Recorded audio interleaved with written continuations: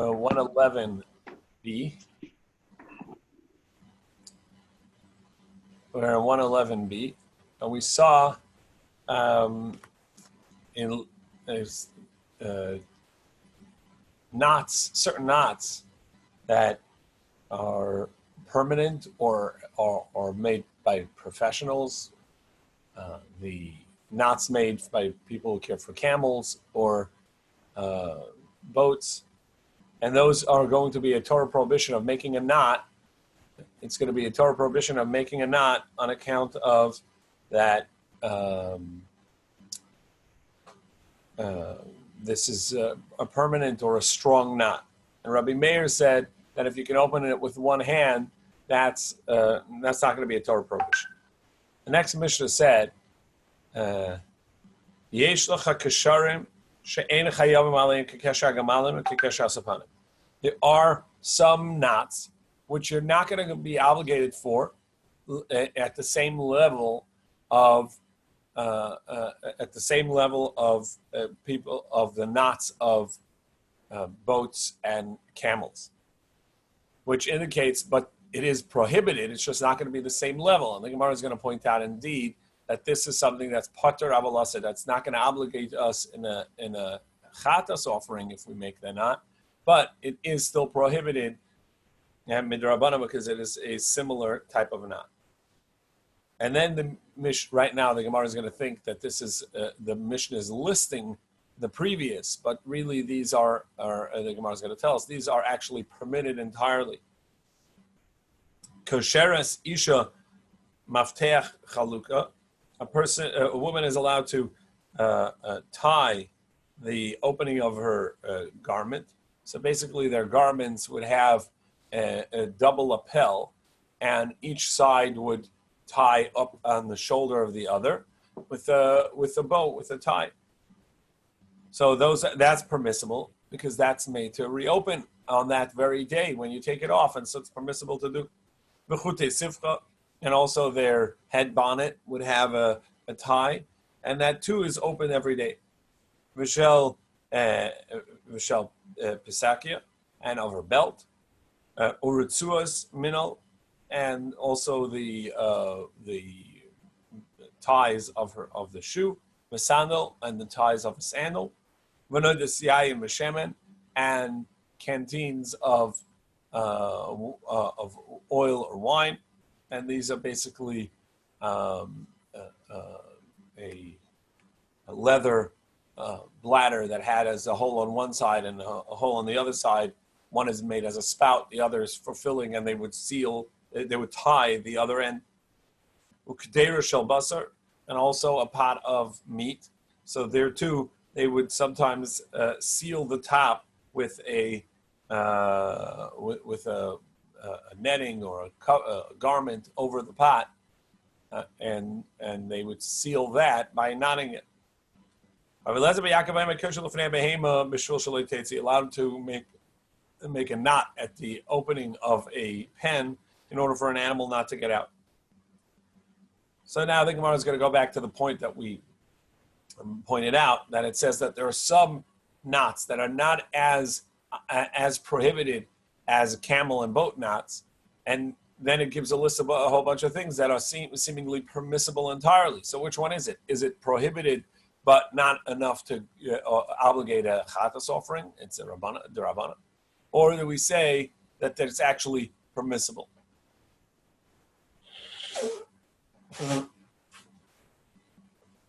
Hagufakasha. This itself is a contradiction. At first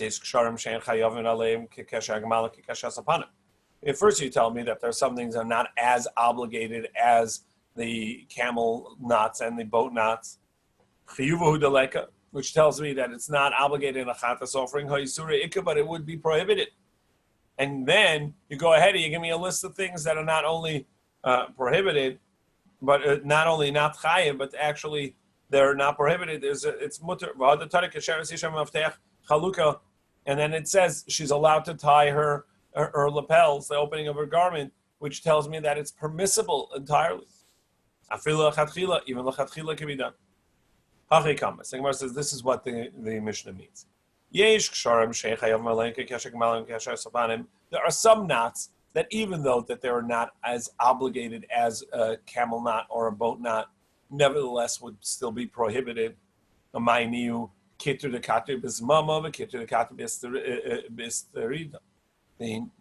knots that are tied to the rings. So as we mentioned yesterday, when the Gemara asked why are these permanent knots, so we said these are the knots that are the ring to which all other knots are connected. So if you think like a dog collar, the collar remains there all the time, and then the leash is always attached or detached from that. Same as with the boat and with this naka, which is for camels. The original ring is knotted and remains there all the time, and then all of the attachments are knotted and unknotted at some time, and that's what we're talking about over here. That would be prohibited, but nevertheless not a Torah prohibition that obligates a chatas offering. These are the not the original ring, which we said yesterday. That is the Torah prohibition because it's permanent, but rather these semi-permanent ones, which could be attached to the boat or attached to the camel as a leash or as an attachment, and it could last there a week or two, Rashi says, and that would be sufficient to count as prohibited on account of it being semi-permanent and a prohibited knot. Later, Rashi says a week or a month, so it's hard to know. It seems in Rashi that 1 week is sufficient to obligate it. So why did Rashi mention 2 weeks or a month later? It's unclear exactly what the length of time of something being knotted would be in order for it to be obligated and prohibited, at least in the Rabbanan level, even if it's not going to be a chatas level, but at least prohibited. Is it a week? Is it 2? Is it a month? Does it depend per item and on what's normal? So it's unclear here, but Rashi says a week or 2.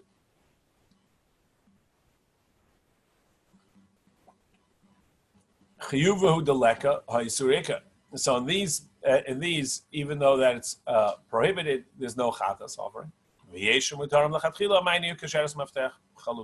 But there's some things that are totally permissible.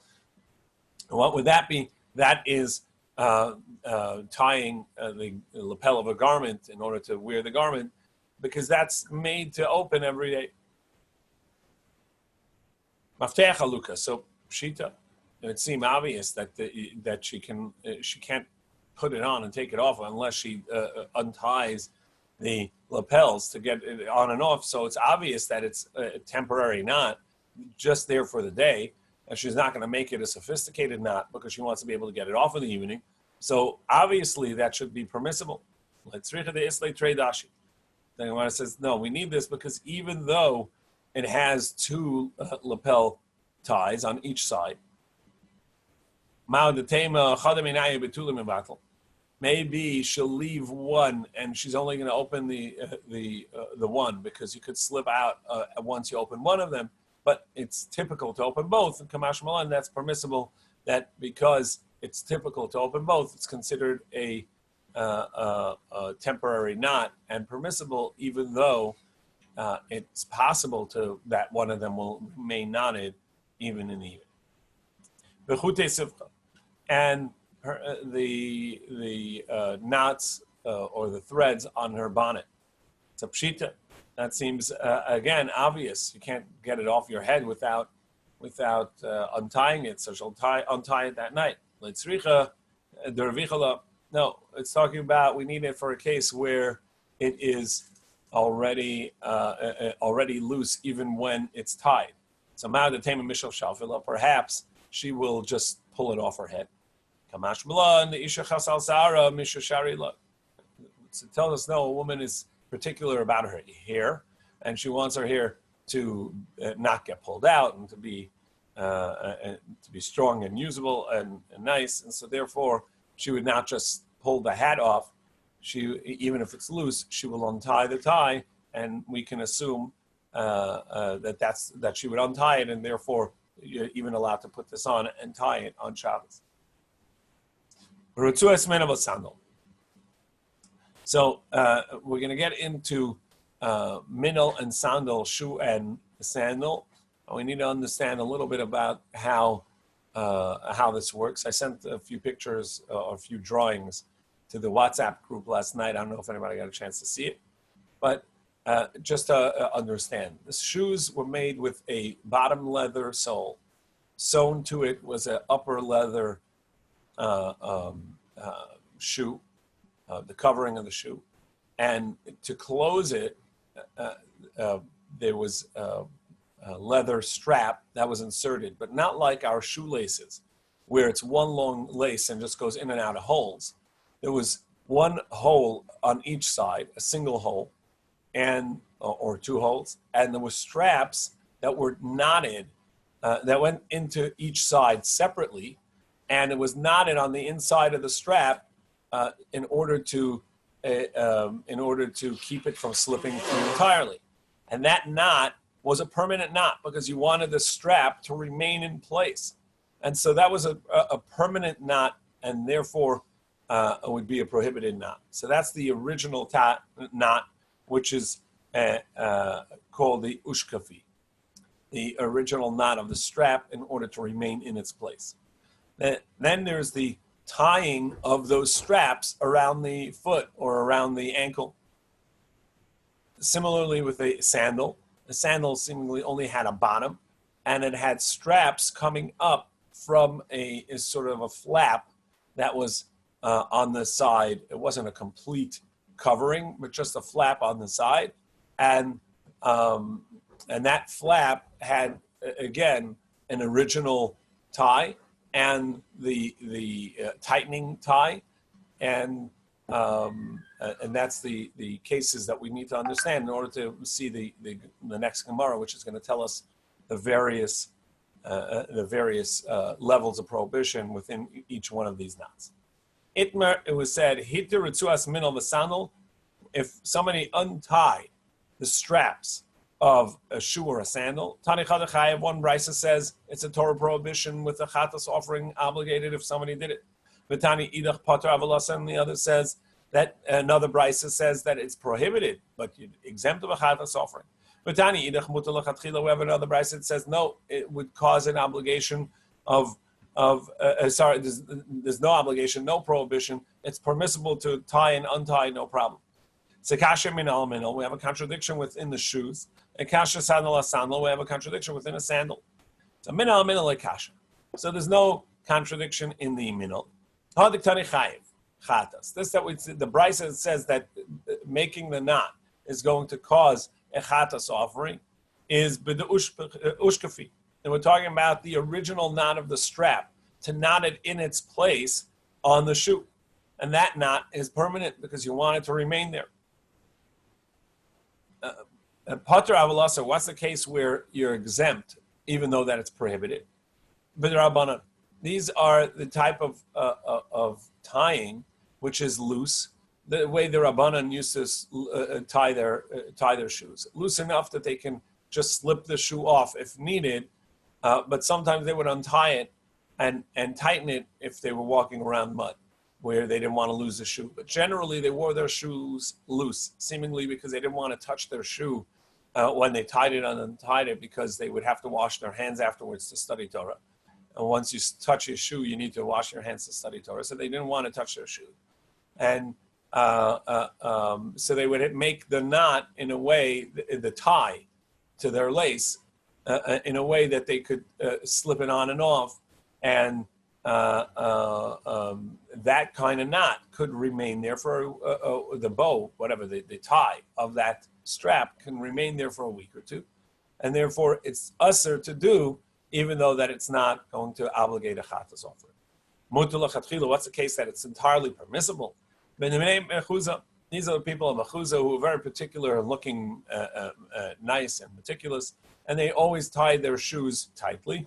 And therefore, every day, in order to take the shoe off, they would have to untie it. And so it's a daily tie and untie, and therefore it's even mutar l'chatchila you're allowed to do.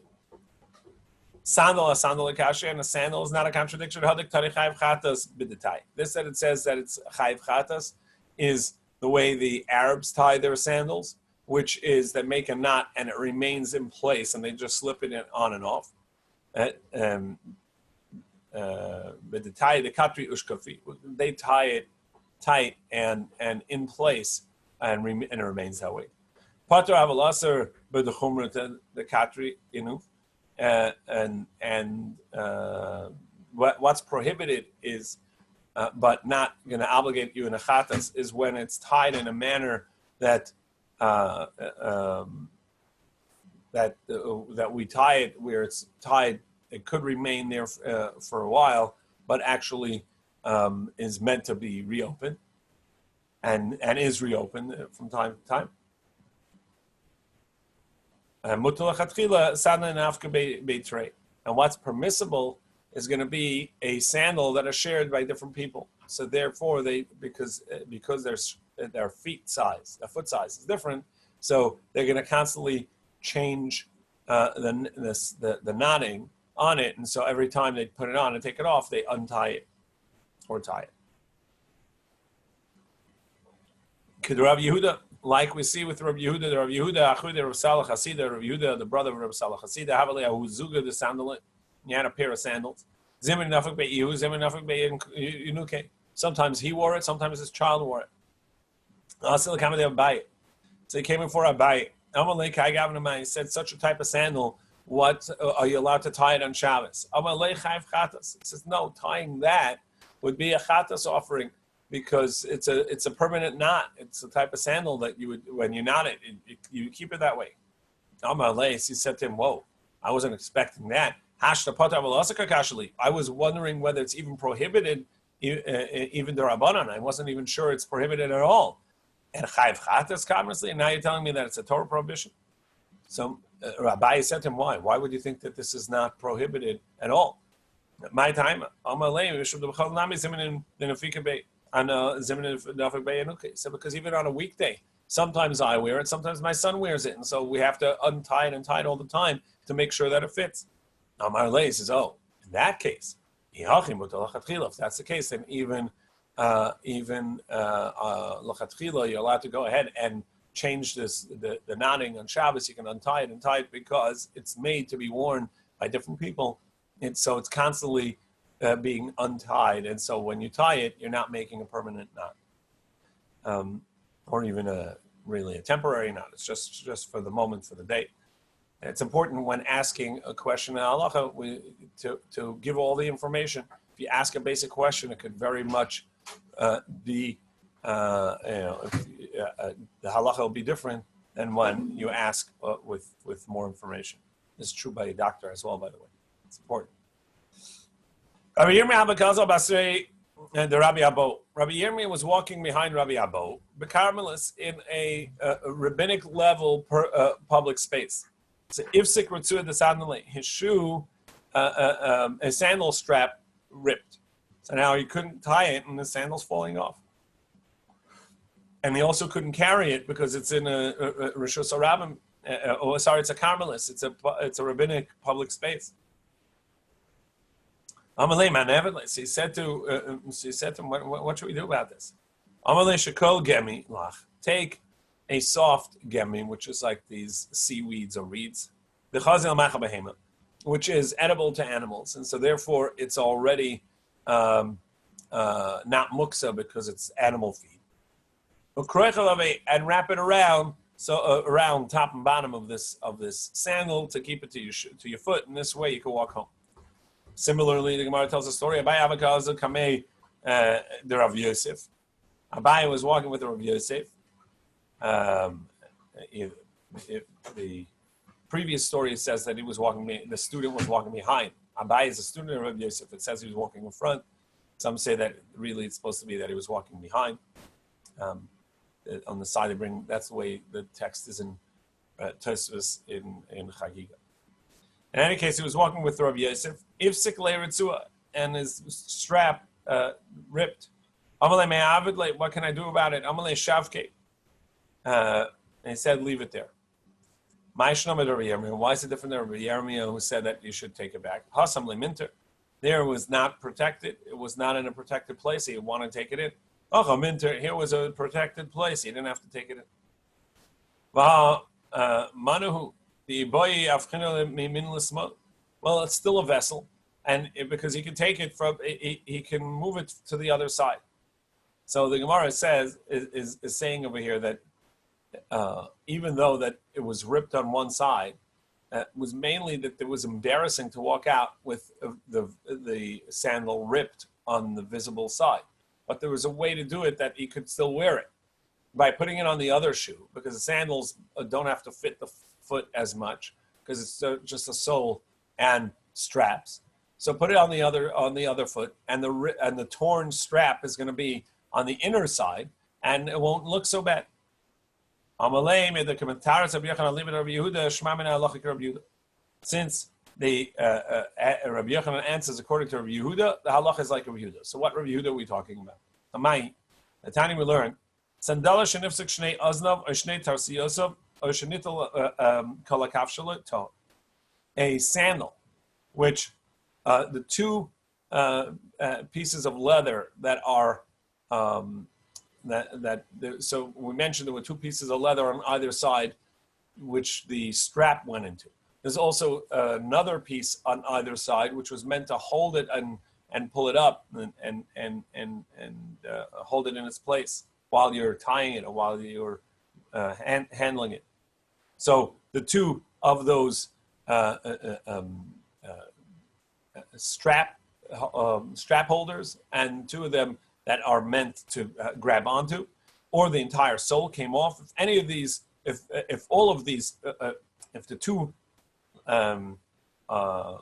pieces of leather that hold the strap in place, or the two handles came off, or the entire sole came off, it's no longer a vessel. It's no longer a proper sandal, and therefore it's going to be tar. So even if it was tamei, it'll become tar as a non-vessel. But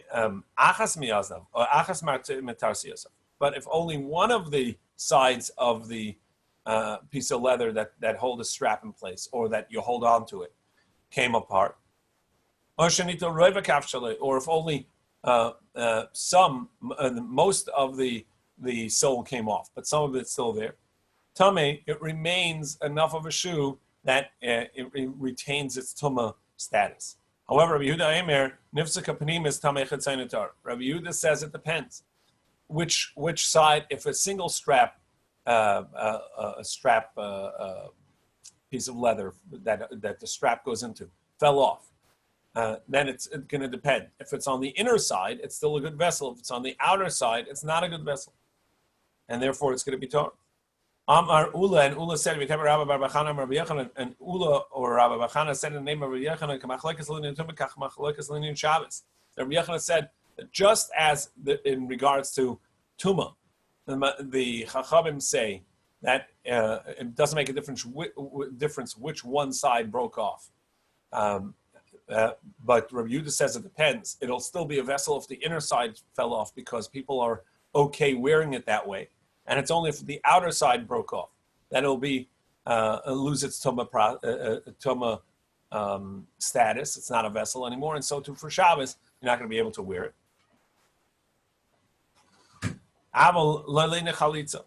But in regards to chalitza, there's going to be no distinction. Chalitza is that you have that a woman whose husband died childless, and there's a surviving brother. The marriage of the deceased brother is passed on to the yavam, who has to establish the household of the deceased brother because he died childless. And if he doesn't want to do so, she will remove his shoe and do the process of chalitza, which ends the deceased brother's marriage. And that for that chalitza, it has to be a shoe that's on. And so even if either side of them is broken, either side of the strap's broken, that would not remain a valid shoe for chalitza. And the Gemara analyzes Rabbi Yochanan, who's Rabbi Yochanan saying this halacha according to?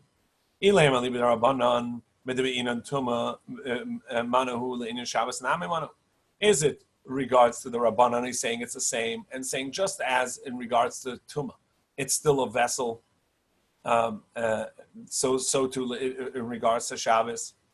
Yeah, Manu, Aval Lechalitza, but not Lechalitza, the Lav Manu, because it's not a vessel, but Tanan, Chaltza Shal Smol, you mean Chalitza Sekshera, but that's not true because the halacha is if she did the Chalitza on a shoe that was on the wrong foot, it'll still be valid. Vela, I'll leave it to Rabbi Yehuda. So must be it's according to Rabbi Yehuda. Middle Indian Tumah Lav Manu, who says that if in regards to Tumah, it's not a vessel. If it's on a strap is torn on the outside, Le'inyan Shabbos Nami Lav Manu. So then in regards to Shabbos, it's also not going to be a vessel, and he has to leave it there. Avalei the Chalitza. Then when he says, but for Chalitza not, the Manu then means Chalitza is going to be different in as much as it is a vessel for Chalitza.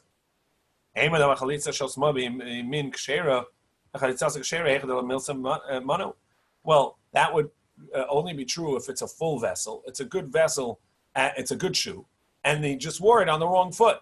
But if he's wearing it on the wrong foot and it's a torn sandal, the strap is torn, that's going to count as a good vessel, a good shoe in regards to the Chalitza. Even on its proper foot, it's not a good shoe, a good sandal. You put it on the other foot, and it's going to count as a good sandal. Because if the outside strap is torn, it's not a good shoe, and now you moved it onto the other side. So Gemara says, so indeed, he is going with the Rabbi Yehuda, who says that if it's torn on the outside, it's not a good shoe. It doesn't count as a vessel for Tumah, and it doesn't count as a vessel for Shabbos, but for Chalitza, it's going to work. So the Gemara says that you can't say that. So rather, you say v'chein lechalitza, and Chalitza as well, it's not going to work. So the Gemara says, Hakamash Malan, Chiyamra Chalitza shall small, shall you mean Chalitza sekshera? And what he's trying to teach us is that when the halacha was said in regards to Chalitza shoe, that if it's on the wrong foot and she takes it off, it works as a Chalitza. That's only a hecha, and now we turn to Kufyud Beis Amud Beis 112b. Hecha de la milse manu. Independently, in a vacuum, it's a good shoe, and it's simply on the wrong foot. But over here, where it's actually not a good shoe, meaning it's on the wrong foot, and but not only that, but even on the right foot, it's not going to be on the correct foot. It's not going to be a good shoe on account of that as a torn strap. So but even independently in a vacuum, it's not a valid shoe. It's not a good shoe. It has a torn strap, and therefore, if it's even though that when you wear it on the other foot, it's not as embarrassing, and a person may wear it that way, it's not going to be a kosher chalitza. The Gemara says, "Did Rabbi Yechon really say this? Rabbi Yechon halacha kistam mishnah." Said that halacha is like a unattributed mishnah. That's the way Rabbi Yechon always says. Any unattributed mishnah, that's the halacha. But Tanana we learned sandal a sandal which one of the these ears, meaning these pieces of leather that you either hold on to hold the sandal to your foot, or the strap goes through. So one of them came off, torn, and you fixed it. Tamei midras, then the shoe is, and the sandal is going to be tamei midras of pressure because it's a valid vessel. Skip the parentheses. Ma'ilab loishda panimis loishach. And since it makes no distinction, it would seem that the halacha is true that regardless of whether this ear, this extra piece of leather that you hold on to, or the strap goes through, it doesn't make a difference if it tore off from the inner side of the shoe or the outer side of the shoe, because it doesn't make a distinction. So Gemara says, "Lo panimis dafka." That's only if the inner one tore off and you sewed it back together. But the outer one you're telling me would then be prohibited, tar, meaning it's not a valid sandal anymore, and it would remain tar from the tumah, or it'll become tummy from the tumah. It'll become tar. It'll lose its tumah status. I mean, it will come back valid, it'll come back to be tar on account of that. It's not a valid sandal that way. Nobody's going to wear it that way because the ripped ear, the ripped flap is on the outer side. Well, then why did the Mishnah over there have to jump to, if the second one ripped, then it's not a vessel? Well, make a distinction even in a single one ripping and say it depends. If it's on the inside, it's still, and you repaired it, it's still a vessel. If it's on the outside and you repaired it, it's no longer a vessel. And that's where the case is that it's going to be tahor on account of that it's no longer a good shoe. So why do we say nifsaka shniya? If the second one ripped v'tikna tahor, then then it's going to have become a non-shoe and loses its midras tuma. Avotame maga midras, but it will still have the tuma of touch, not of the pressure. So niflik b'dida, why don't we make a distinction within itself? Even if one of these flaps tears off, it'll depend on whether it's the inside or the outside. So why do you make a distinction and say, oh, if the second one rips off, then it's not going to be tummy anymore? Actually, even if one rips, but it depends whether it's on the inside or outside. Amar Rabbi Yitzchak by Yosef. So Rabbi Yitzchak by Yosef said to Hey Mishnah Seina Basandal Sheish La Arba Aznai, Arba Tarsiyosai. So the Mishnah must be talking about that there are four of these ears, of these flaps to hold on to, and four for straps, two on each side. And even though that's not it doesn't seem to be the simple reading of the Mishnah, that we're going to try and fit it in so that we can make it fit with Rabbi Yochanan's rule that the halacha is like a stam Mishnah, and yet he says that the inside and outside distinction. So therefore, it's still wearable until two of the straps rip off.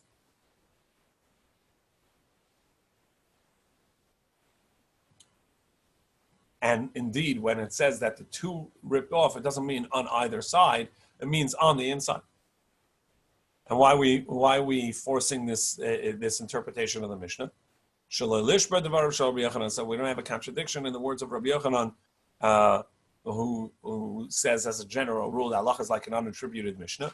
And over here, the Mishnah says one flap tears off, it's still a good shoe, a valid shoe. Two tear off, it's no longer a valid shoe. And Rabbi Yochanan said it's only on the inside, not on on the outside. It's not a valid shoe according to Rabbi Yehuda. Must be that it has two flaps, and that's what it means. If both of the inner side flaps rip off, so it doesn't have any way to tie, that's when it's going to be invalid. When Ravin came from Eretz Yisrael, he said in the name of Chana bar Abba, in the name of Rav, halacha Rabbi Yehuda, that the halacha is like Rabbi Yehuda, that it would not be a valid shoe if the outer side is ripped. Rabbi Yochanan ain't halacha Rabbi Yehuda. However, Rabbi Yochanan says halacha is not like Rabbi Yehuda. So Gemara says, really, mi Amar Rabbi Yochanan hachi.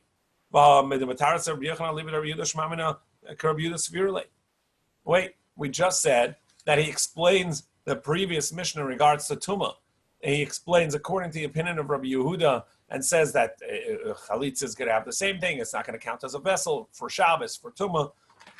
And we said that since he's explaining the Mishnah according to the opinion of Rabbi Yehuda, it must be that he holds like Rabbi Yehuda. And now you're telling me that he holds halacha is not like Rabbi Yehuda, and that it doesn't depend on whether it's on an inside or outside rip.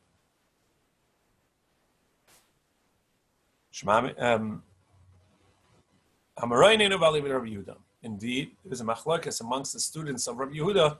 If you paskin like Rabbi Yehuda, a machlokas between the students of Rabbi Yochanan of whether or not he follows Rabbi Yehuda or not.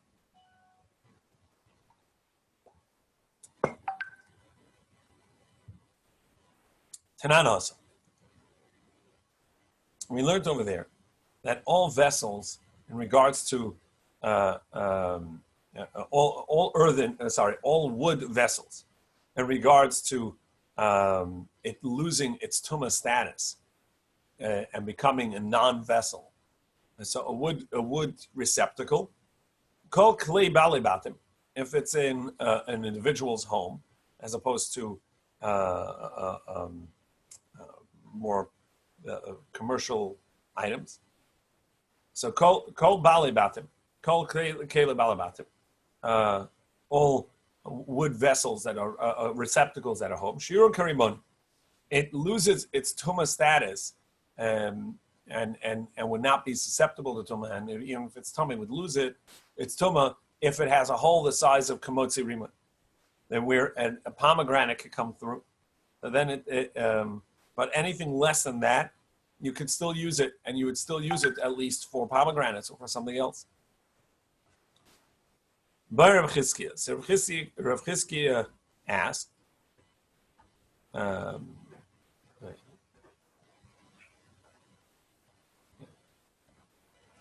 Nikev kamotzi zayis v'sosmai v'chosen nitzu kamotzi zayis v'sosmai at sheshlima l'motzi riman mouth.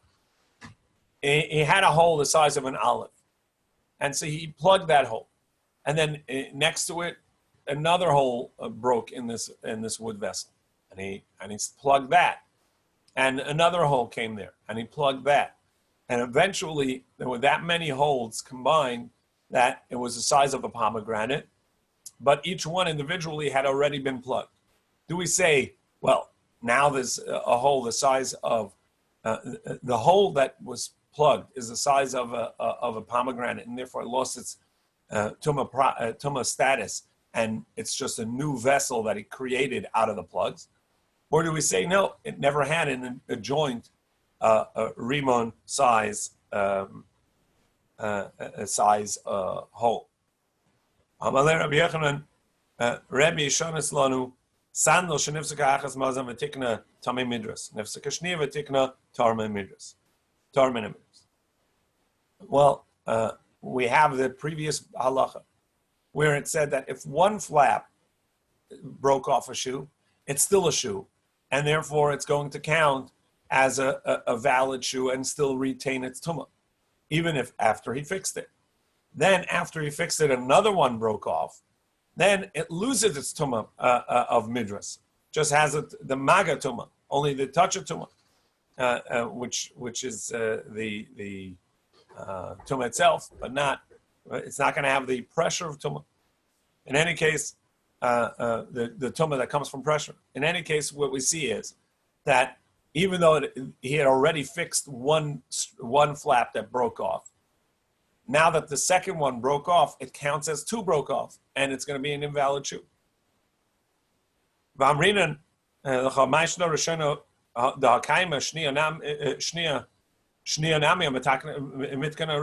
And we asked over there, why is it that when one broke off, we said that it's still a good shoe?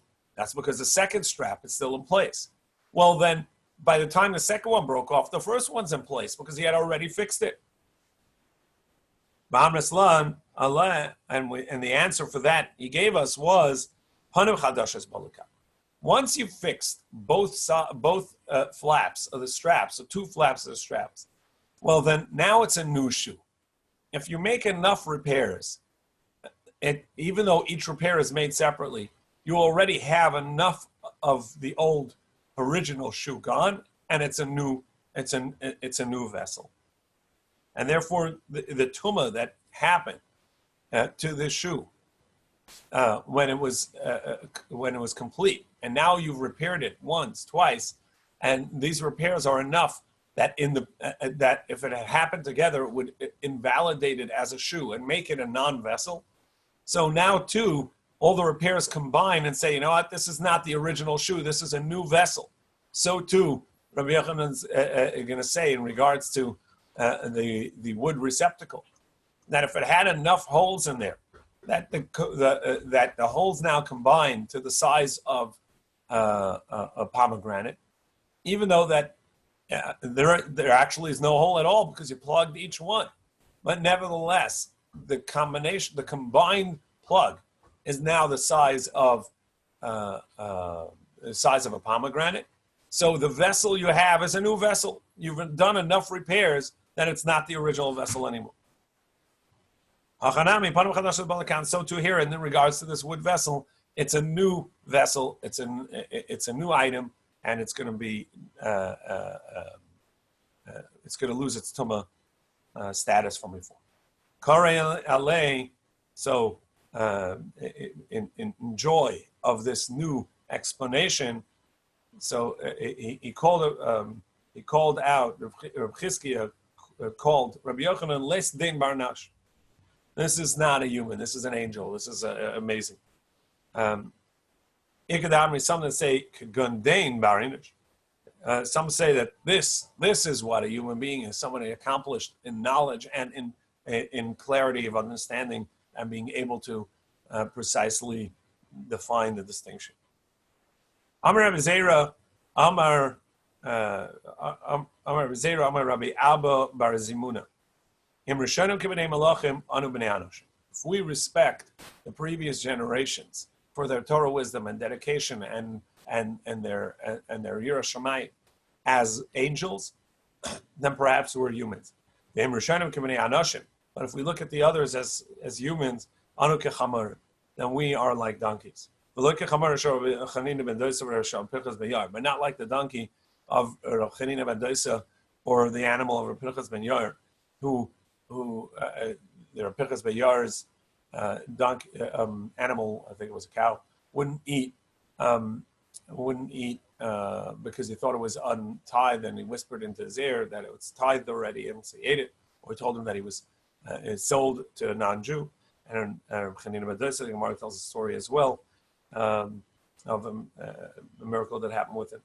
It's a regular donkey. The Gemara is saying we have to respect and honor the previous generations of Torah scholars for the greatness that they had, and then we too can attain a respectable status of being a human, which is to strive for greatness. But if we look down at others, the greatness of the Chachamim of previous generations, then we're not striving to grow, and then we're just being stuck in our animalistic ways, and that's why we look down upon them. The Mishnah said the tying of these canteens that have wine or oil in it, pshita, that's made to reopen because you have to put in new liquids once you're done. Even if it has two openings. Perhaps you think that one of them is where he'll just refill from the same one that you drink out of, and so the other side is never really going to be open, and it's going to remain sealed that way, so it counts as a permanent knot. Kamash Milan to tell us, no, that is meant to be reopened, and it's not going to be knot. Keder shel basa, a pot of meat. Pshita, there too. I mean, you're gonna have to you put this cloth over the pot to cook, and then you're gonna take it off. So of course it's a temporary knot. Tzricha the isla shalachi. So no, we're talking about that it has some sort of Rashi says baratzon. I don't know what this is, but it has some sort of strap that is going to remain sealed. So now the table tulim mevatale. So perhaps you're going to leave it there. Kamash malan that it is made to be reopened. Rabbi Lezer ben Yaakov Mekishra. Rabbi Lezer ben Yaakov says that Rabbi